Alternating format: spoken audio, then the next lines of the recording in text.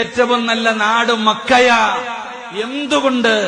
അവിടെയാണ് ആദരവായ പ്രവാചകൻ നബി മുഹമ്മദ് മുസ്തഫ സല്ലല്ലാഹു അലൈഹി വസല്ലമ തങ്ങൾ ജനിച്ചത് മക്കയിലാ. പെങ്ങള് നബിതങ്ങള് ജനിച്ചത് മക്കയിലാണ്.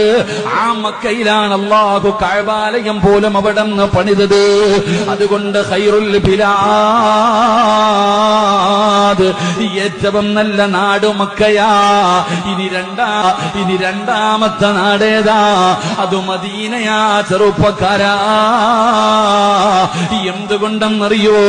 അവിടെയാണ് ആദരവായ പ്രവാചകൻ നബി മുഹമ്മദ് മുസ്തഫ സല്ലല്ലാഹു അലൈഹി വസല്ലമ തങ്ങള് കിടക്കുന്നത് അവിടെയാണ്.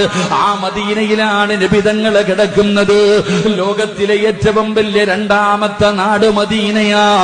മൂന്നാണ് ബൈത്തുൽ മുഖദ്ദസ്. എന്റെ പ്രിയപ്പെട്ടവരെ, അപ്പ നബി തങ്ങള് മക്കയിൽ ജനിച്ചപ്പോ മക്ക നല്ല നാടായി. നബി തങ്ങളുടെ റൗള മദീനയിലാണ്. അതുകൊണ്ട് ലോകത്തെ ഏറ്റവും നല്ല രണ്ടാമത്തെ നാട് മദീനയായി.